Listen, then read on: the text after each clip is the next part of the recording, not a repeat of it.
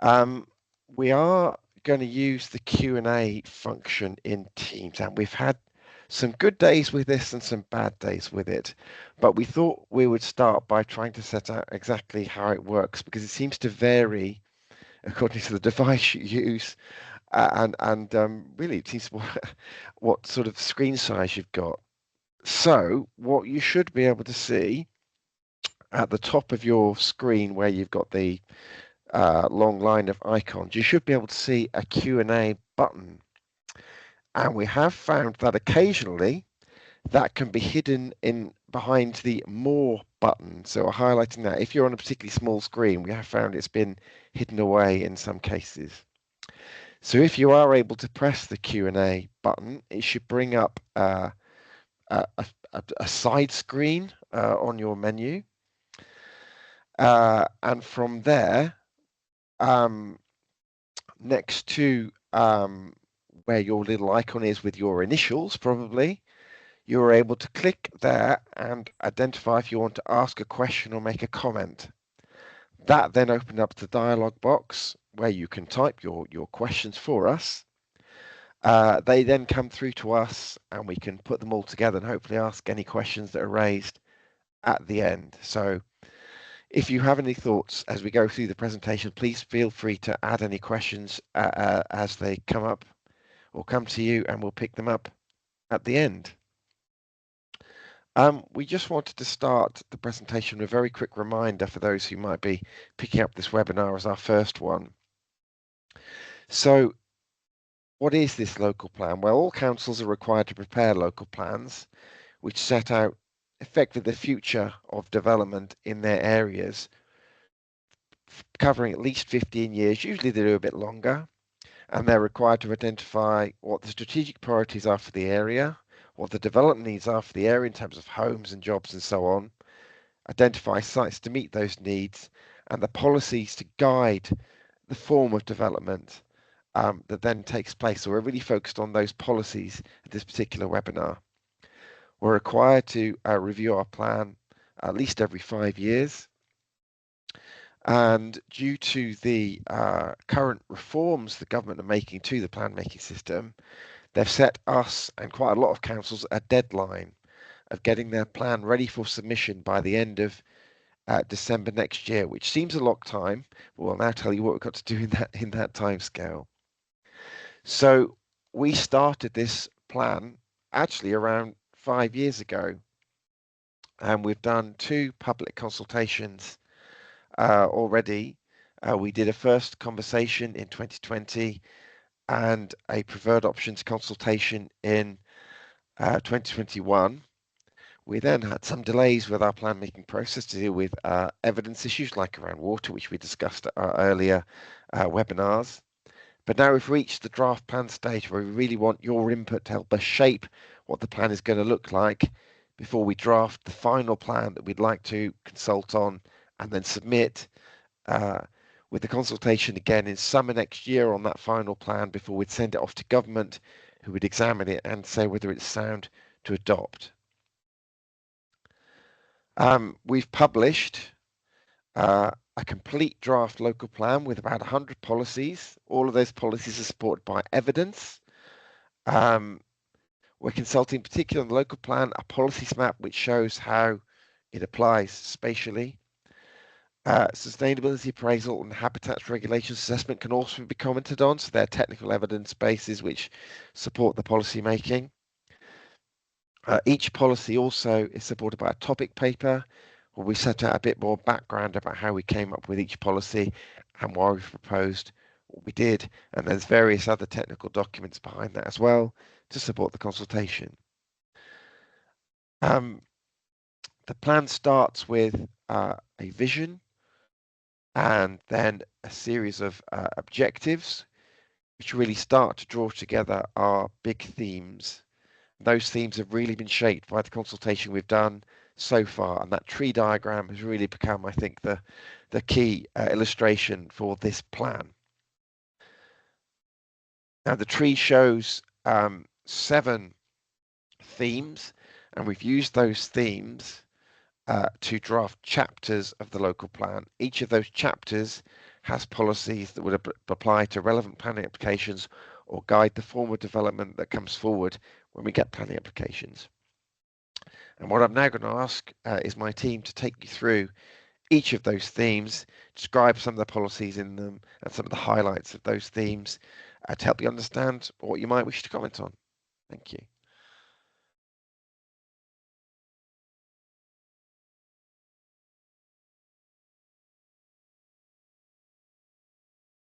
So the first chapter is climate change.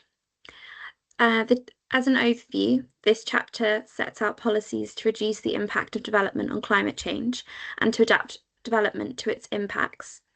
So this chapter focuses both on climate adaptation and on climate mitigation.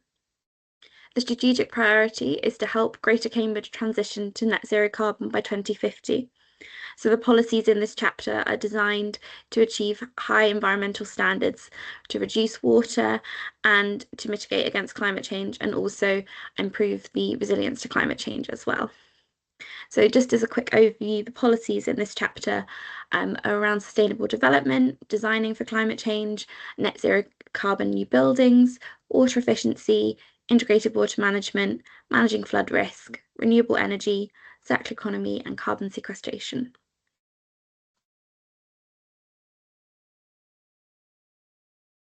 So as an overview of the climate change policies, there's a requirement for planning applications to demonstrate that development is embedding the principles of climate change mitigation and adaptation into development, and this is done through the provision of a sustainability statement. This is encouraged for all development, but it's only a requirement for major development, and these should also be proportionate to the scale and nature of development. All development should also follow the cooling hierarchy. This is to really mitigate the risk of overheating and manage how much heat is entering the building, to make sure that we're reducing the risks of overheating, and also that development is designed to be resilient to a changing climate and increases in temperatures. Then we also have policies on renewable energy. So this sets out how we've looked at community-led renewable energy and district heat networks. The district heat network so far is just in the city, and there's wider legislation coming out around district heat networks and zoning, so the plan will sort of align with that going forward as well. And then there's also policies on managing flood risk, so following the sequential and the exceptions test, and then also looking at efficient use of water in development. So there are standards for both dwellings and for non-residential development, which uses BREEAM rather than the 80 litres per day of water. So we're just focusing on sort of the key policies. So the net zero carbon new buildings policy. This is really the key policy for reducing energy demand in new buildings. So this policy follows the energy use intensity policy. So it's looking at your energy demand on site, so both your regulated and your unregulated energy. And then there are different targets for different typologies. So for residential development, it's 35 kilowatt hours per metre square per year. And then for non-residential typologies, there's much more of a variation. So we have more specific targets per typology. And then when you've got your energy demand and you've done all that you can to reduce energy demand on site, then you need to look at your renewable energy generation. And this should align with your energy demand, so you've got a net zero carbon balance. Then when this cannot be achieved, where you can't deliver enough renewable energy on site, then we move to energy offsetting. So this is providing a financial obligation to contribute to renewable energy off-site, and then that will achieve your net zero balance overall. And then alongside this policy, we've also got a whole life cycle carbon component, which is asking for a whole life cycle carbon emission calculation for all major development to assess the impacts of upfront embodied carbon as well.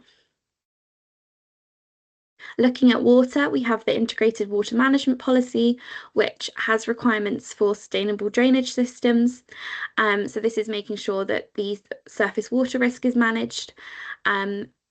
sorry, I should say surface water flood risk is managed, and it's limiting the discharge off of development sites, and it's making sure that there's delivering the co-benefits of SUDS for biodiversity as well. And then we've also got the water quality side, which is making sure there's enough capacity for wastewater treatment, and make sure that there's enough infrastructure for this as well. And then we've got the circular economy policy. This is really looking to apply circular economy principles to make sure that we're reusing the materials on site as much as possible. So this might be the whole building or different building elements. And then it's also looking at reducing operational waste from development. And then to make sure all of this is happening, we've got the circular economy statement requirement for development of over 150 units or 15,000 square meters of non-residential floor space. Then moving on to biodiversity and green spaces, this chapter is looking to protect and enhance biodiversity and improve the network of green spaces in Greater Cambridge. Here, the strategic priority is to increase and improve our network of habitats for wildlife and for green spaces for people, to make sure that we're leaving the environment better than it was before. So here we have policies on biodiversity and geodiversity, green and blue infrastructure, tree canopy, rivers, and then protection of open spaces. So just looking at biodiversity, this policy is based on the national standards for biodiversity net gain, but our policy goes above and beyond the minimum 10% and to a 20% uplift where feasible and effective. And this prioritises on-site delivery and then will only go off-site where it can be agreed. Then we've got the protection enhancement of irreplaceable habitat, which is a really important component of the policy. And then also looking to make sure we're mitigating any recreational impacts through the use of designated biodiversity sites as well. Then looking at green and blue infrastructure, this policy sets out the green infrastructure standards that new development needs to adhere to. So this is making sure we're delivering enough strategic green infrastructure to meet requirements and make sure there are no deficiencies in green infrastructure, and then making sure that this is prioritised on site, but there's a financial contribution to be made if needed.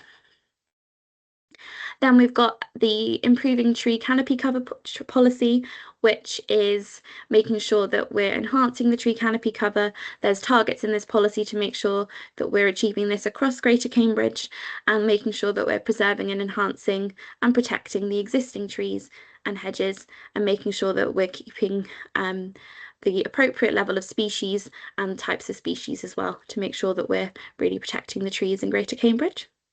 And then we've got the river corridors, which are looking at protecting and enhancing the views and providing corridors for pedestrians and cyclists, as well as also maintaining those natural features. And then we've got our open space policies. So this is really looking at not leading to any loss of open space and protecting open space as well. So development wouldn't be permitted in protected village amenity areas or in local green space to try and manage the impacts on those spaces. And then we've also got the policy to enhance green space. So this is looking at the scale and type of green space, and again looking at a financial contribution or an off-site contribution if that cannot be achieved on site. And I'll hand over to Lizzie for the wellbeing and social inclusion. So this chapter has 8 policies with the overview to secure good growth and support the delivery of healthy and inclusive communities where the needs can be met locally. So through the strategic priority, we're helping to improve equality of access to opportunities across Greater Cambridge and ensure that people can lead healthy and happy lives. So our first policy in this chapter is creating healthy new developments. So essentially, this policy sets out how new development can support healthy lifestyles and promote health and wellbeing for residents. The policy has been split into 3 parts, but all with the aim of promoting health and wellbeing. It looks at the requirements that are designed to promote health and wellbeing, and particularly the requirement for a health impact assessment for developments of specified sizes. This builds on our SPD or supplementary planning document that we adopted earlier this year, but instead of having separate separate approaches for the city and South Cambs. We now have one standard approach with the same requirements for when a HIA is required. We're also looking to restrict hot food takeaways and reduce the concentration of takeaways in retail centres. And for rural settings that have isolated shops, this policy helps to restrict that future or prevent future changes to a hot food or fast food outlet in that policy. Thank you. Next slide. So this next policy is on meeting the needs of new and growing communities and looking at the provision and delivery of those facilities to meet our future generations and the growing development in Cambridge and South Cambs. We need to make sure that developments that generate the need for new facilities do that on site and will be required to demonstrate how they can provide them off site if they can't do so. We've also got the policy on community sports and leisure facilities, and that sets out the guidelines for proposals for new facilities there and how planning applications must set out how existing facilities should be retained, and if there is a loss, how that be considered. And it also sets out how we can enhance facilities and replace buildings that perhaps need a bit of work moving forward to sustain and support our communities. Next slide, please, Lauren. So we have cultural and creative hubs, which is a new policy.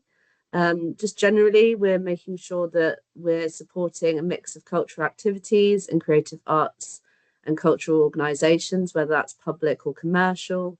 And we want to facilitate affordable workspaces, learning opportunities, networking, collaborative spaces, and affordable temporary art spaces. So this policy is really set out to make sure that we're meeting the need of new cultural creative hubs, whether that be in new or existing designated centres. And the policy sets out its general support for development proposals in those centres. We've retained our pubs policies from the South Cambs Plan and the City Plan, and made sure that it reflects the whole of Greater Cambridge, providing guidance on the development proposals involving loss of public houses and their curtilages, and essentially setting out a huge criterion that prevents the loss of pubs in Greater Cambridge. And it says that where the loss of a pub is permitted, it would only be in those certain circumstances. Thank you, Lauren. In terms of meanwhile uses, so we've got a policy now on this. We're looking at those larger developments and meanwhile uses in the early phases of development. So making sure there aren't empty units or units where a permanent use hasn't been secured yet. So we're very supportive of making sure that those early developments are providing opportunity for meanwhile uses and securing that through a strategy that supports the community need and enhances that vibrancy and functionality of the site in a meanwhile function. We also have the policy on creating inclusive employment and business opportunities, essentially seeking to agree employment and skills plans and setting out opportunities for both during construction and operational phases, and providing guidance on how local businesses are able to seek procurement opportunities in those phases going forward. Thank you. So we also have the Great Places chapter, which has 12 policies, overall setting out to deliver high quality places with enhanced local landscapes and areas that protect the historic environment. So the first policy in this chapter sets out a strategic vision. Should we go on to the next slide? Sorry, Lauren. Sets out a strategic vision for high quality, context sensitive design, and generally supports proposals that respond to the local character, promote inclusive and healthy environments, improve connectivity and address climate resilience. You may be aware of those as the 4Cs that were set out in guidance provided by the Cambridgeshire Quality Charter for Growth in 2008, I believe. So we've built on that, and essentially that underpins this whole chapter, making sure that we're responding to people and place generally. So the second policy in this chapter is achieving high quality development. So establishing clear expectations of the design of new buildings, the extensions and alterations to those buildings, making sure we're using high quality materials, responding to the landscape and heritage features, and creating attractive, safe and adaptable streets and public spaces for the future. Next slide, please. We have a policy on housing density. At the moment, we are working on this policy, making sure that it's robust for the Regulation 19 version of the plan. And for now, we're making sure that it requires development to make the efficient use of land by applying design-led densities. So what does that mean? Essentially, it focuses on how proposals are expected to provide a mix of housing types, sizes, and seeing where higher density is appropriate, particularly in those sites that are better served by walking, cycling, and public transport. And the policy supports sustainable travel and vibrant, well-connected communities whilst avoiding overdevelopment. Alongside that, we have the Skyline and Tall Buildings policy that ensures that taller buildings integrate effectively and sensitively with their surroundings. Proposals should be respectful of local context, scale, and the surrounding heritage assets in Greater Cambridge. We have a distinctive Cambridge skyline, and one of our evidence bases sets out how we can effectively demonstrate high quality design and careful massing whilst having that sensitivity to the skyline that we've got. The policy addresses cumulative impacts and sets out the need for visual appraisals and guidance from Historic England and Public Health England to make sure that we're doing things effectively in that policy. Thank you. Our next policy is establishing high quality landscape and public realm.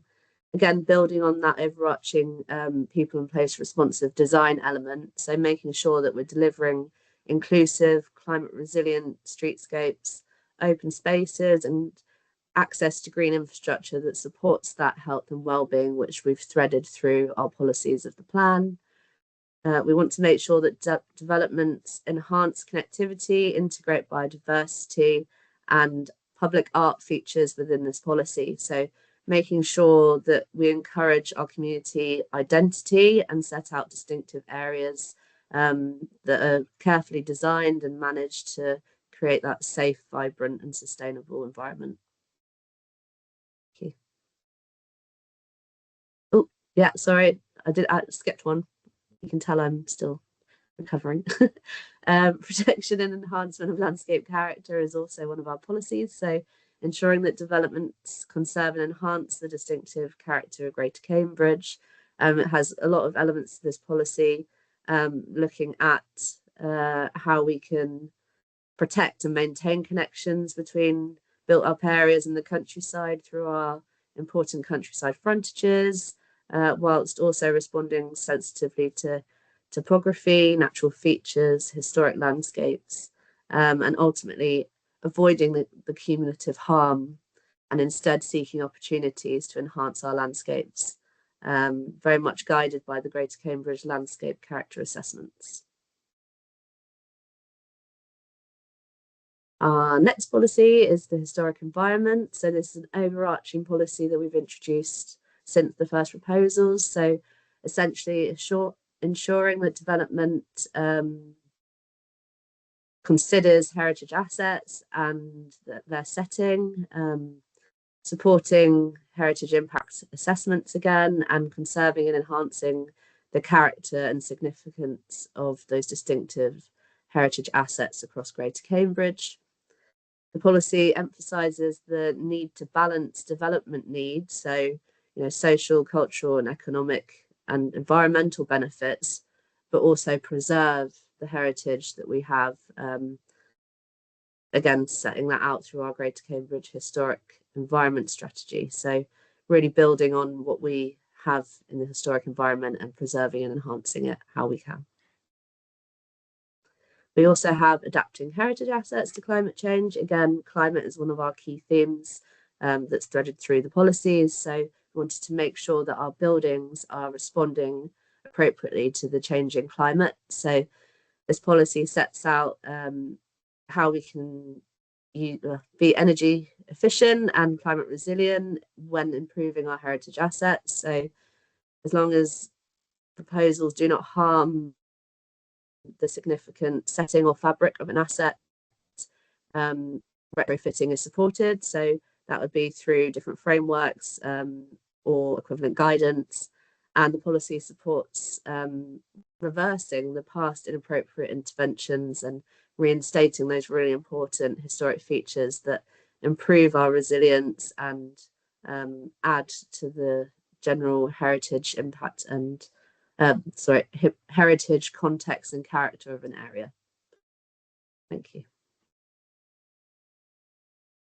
So we have two policies. I think in the first proposals it was contained as one, but we wanted to be really clear where it's appropriate for a designated heritage asset to have a policy and a non-designated heritage asset is separate. So the first one, designated heritage assets, the policy provides guidance for development affecting listed buildings, scheduled ancient monuments and conservation areas, and sets out how proposals must preserve or enhance the significant scale, form and building materials of those assets. We are setting out that demolition is only allowed in exceptional circumstances, and there is a very long criterion again that must be demonstrated if that was to happen. And again, setting out sensitive retrofitting and monitoring to make sure that if development impacted that heritage asset, that it meets our national guidance on how to prevent damage to those assets.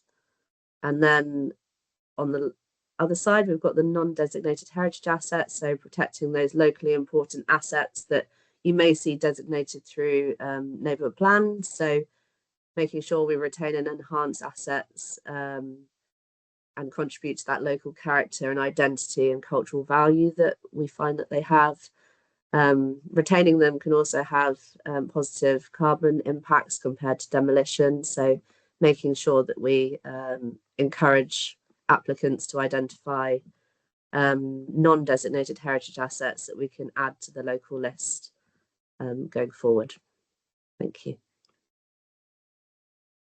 The last two policies from the Great Places chapter are one on shopfronts that we brought forward from the Cambridge local plan.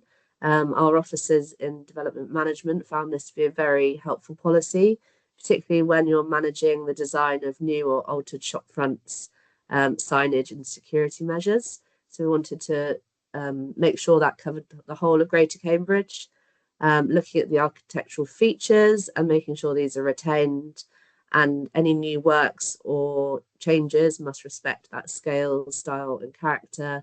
Again, the building materials and integrating signage and security within that, whilst maintaining natural surveillance. So in terms of making sure you can see in and out of windows and that people feel safe when they're walking around new developments. Lastly, we have archaeology. So this policy ensures that development affecting known or potential archaeological sites preserves or enhances their significance.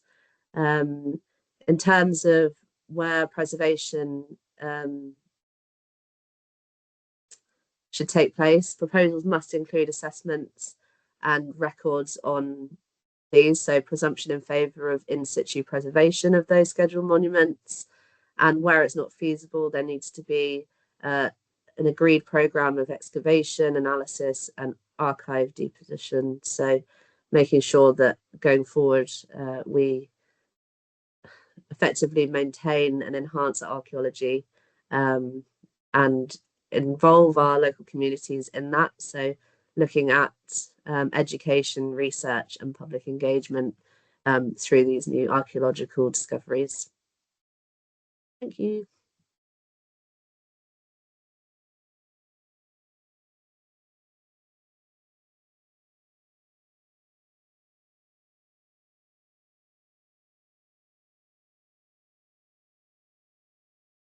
Okay. So moving on to homes, this chapter sets out the policies that would be applied when considering any planning applications for new housing developments, and the suite of policies in this chapter aim to ensure that we're delivering homes that will provide all the different types of accommodation that our very diverse communities are looking for, in terms of things from rented homes to homes that you can buy, as well as specialist housing for older people or gypsy and traveller pitches. So next slide, please, Lauren. So firstly, looking at affordable housing, there's two policies in this chapter relating to affordable housing. The first applies to all major developments, so all developments of 10 or more dwellings. It requires 40% of those homes to be affordable, and if that development happens to be within the green belt, then in line with the government's changes to national policy, we've also set a 50% requirement for affordable homes on those developments. This policy applies to any developments of self-contained homes, but it's also now looking at student bedrooms and co-living developments as well. And that self-contained homes aspect is slightly different to what's in the current adopted plans, in that if you have a self-contained home as part of specialist housing developments, we'd also be seeking affordable homes on those. It sets out the proportions of different tenures of affordable houses, so things from rented homes to shared ownership homes. It requires the affordable homes to be tenure blind and provided in clusters, and phased throughout the development. And we've set out specific criteria where off-site provision will be considered. Alongside that, we've got the policy for exception sites, which supports the delivery of affordable homes for local people on sites that wouldn't normally be considered for housing. These sites are required to demonstrate that there's evidence of need for affordable housing, and the homes proposed must meet the identified needs. So if there's an identified need for specific tenures of homes or sizes of homes, then those developments need to meet that need. We set out local connection criteria for the residents of any of those new homes. So it's about providing homes for local people. So that's based on whether you live or work in the area and how long you've been in that area, or whether you've got family in that area.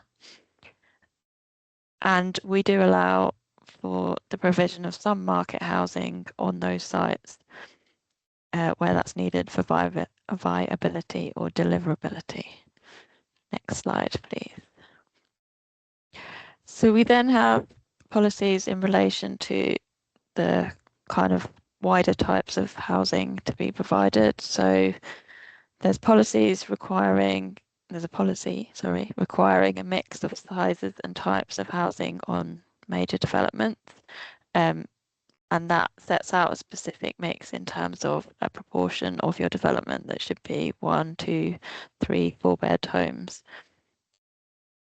For minor developments, that kind of consideration of the housing mix needs to take account of demand, the existing housing mix and the character of the area, because we're aware that on those smaller developments, you're not going to be able to secure kind of specific proportions in the same way as for larger developments. And the policy does allow for deviations to this where that's justified by evidence. So alongside that, we're looking to ensure that homes are provided to meet the requirements of those that are living in them. And to do that, we are requiring all homes to meet the National Residential Space Standard. So that's the internal space standard for a dwelling, considering the overall space within it, but also of specific rooms, so bedroom sizes, etc. And adding on to that, we're also looking to require new homes to be accessible and adaptable, so that homes are delivered so that can be easily changed over time to meet needs as the family or occupants change. So making kind of homes more future-proof, and with a proportion of those of the homes being specifically designed for wheelchair users. And then alongside that, we have set out standards for private outdoor spaces. So trying to make sure that the spaces provided are usable and in the right location for the house that or apartment that they serve. And these outdoor spaces can vary from balconies and roof gardens to what might be a considered to be more of a traditional garden. Next slide, please. And then the most of the rest of the policies in the chapter are specific policies for different types of housing to meet the needs of different groups. So they're kind of all shown on the slide here. These policies have specific criteria for the type of housing that they relate to. However, they all tend to include criteria related to being in a sustainable location with access to services and facilities. They all have a requirement not to create a over-concentration or dominance of that particular housing type. And they generally have a criteria requiring demonstration of need for that particular type of housing. Most of these policies are an evolution of the policies in the adopted local plans. However, given that there are some new kind of types of housing coming forward, we felt that we needed specific policies for those too. So there are new policies in relation to co-living and build-to-rent developments. Next slide, please. So moving on to jobs chapter, the policies in this chapter will guide the consideration of employment proposals, ensuring that development is focused in sustainable locations whilst supporting the rural economy. So there's a range of policies covering kind of business employment uses, but also retail and other town centre uses and visitor accommodation and attractions. Next slide, please.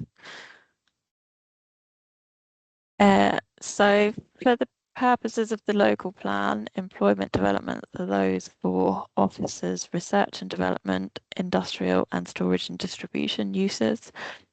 And our policies set out where those new employment developments will be acceptable and the specific criteria that need to be met within different locations.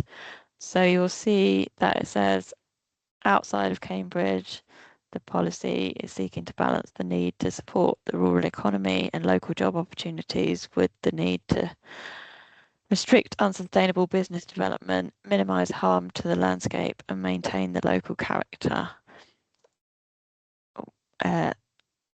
So other than where there are established employment areas in the countryside, there's kind of a series of criteria that would need to be met before proposals would be considered. And large-scale warehousing and distribution centres providing for national or regional needs will not be supported. The policies also support the growth and expansion of businesses in rural areas, both through conversion of existing buildings and well-designed new buildings. There's specific criteria that need to be met for the change of use or adaptation of buildings, or the replacement of existing buildings with new buildings. And it's important that farm diversification proposals are contributing to the sustainability of the existing agricultural business and the rural economy. And so there's specific criteria that need to be met if you're looking to do that. Next slide, please. So we're also looking to protect business space in Greater Cambridge from losses to other uses, unless that loss to another use is justified. The uncontrolled loss of employment floor space can impact on the sustainability of our local communities and local economies. So there's a general presumption in favour of retaining our employment sites and premises, and potentially seeking meanwhile uses if there are vacant sites and while they're being marketed for other uses. Next slide, please. So our evidence shows that there's a need for more startup spaces, and there are benefits of providing multi-purpose spaces, and therefore our policies are looking to seek affordable workspaces as part of large employment development. We're still undertaking some further work on this aspect, the affordable workspaces, so that we can specify the size of developments on which affordable workspace will be sought, the level of discount, and the proportion of the development which will be affordable space in different geographic areas. Next slide, please. So our policies seek to focus retail, leisure, and other main town centre developments within the network of centres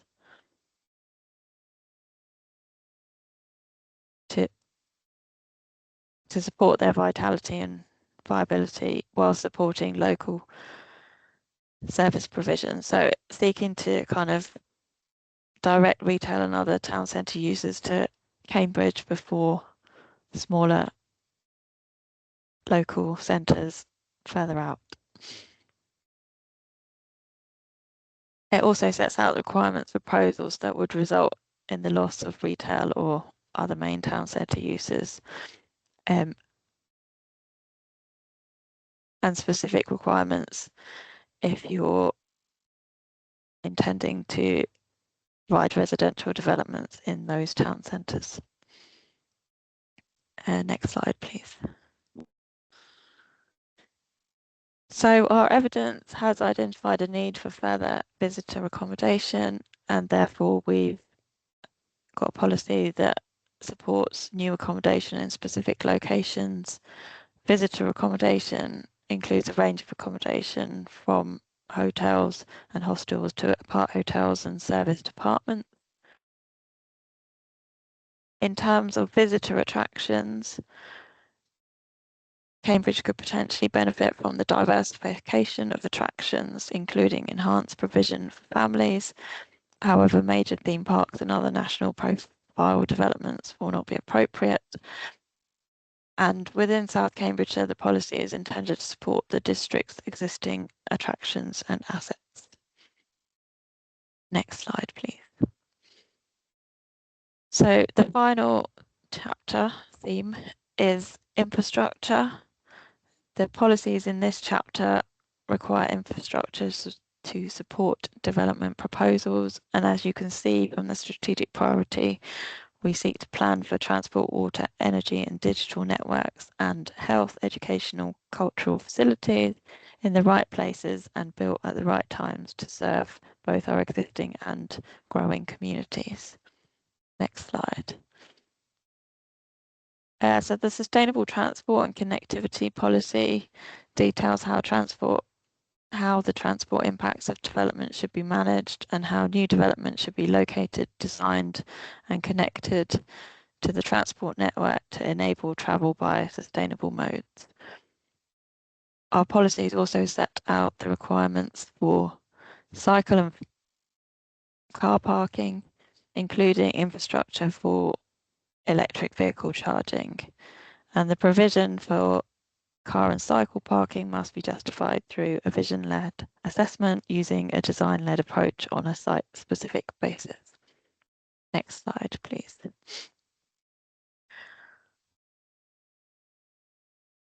Our policies require developers to contribute towards infrastructure delivery and to meet the requirements arising from the new development at the time they're needed. So developers will be required to deliver infrastructure directly on site or fund infrastructure in full or part through financial contributions. So this could include through Section 106 planning obligations or the Community Infrastructure Levy or some other mechanism that might come in the future. Next slide, please. And finally, there's specific policies in this chapter relating to specific infrastructure.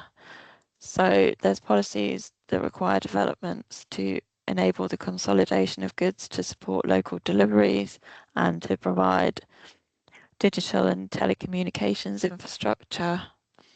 There's also policies protecting important infrastructure that should be safeguarded from adverse impacts and that control development related to aviation to take account of potential impacts on quality of life, amenity, and ensure aviation safety. And there's requirements in relation to energy infrastructure, master planning for large-scale developments to help facilitate decarbonisation and make the best use of our energy infrastructure. I believe that is it. Thank you very much, Jenny, and all the presenters for going through the chapters of the themes in great detail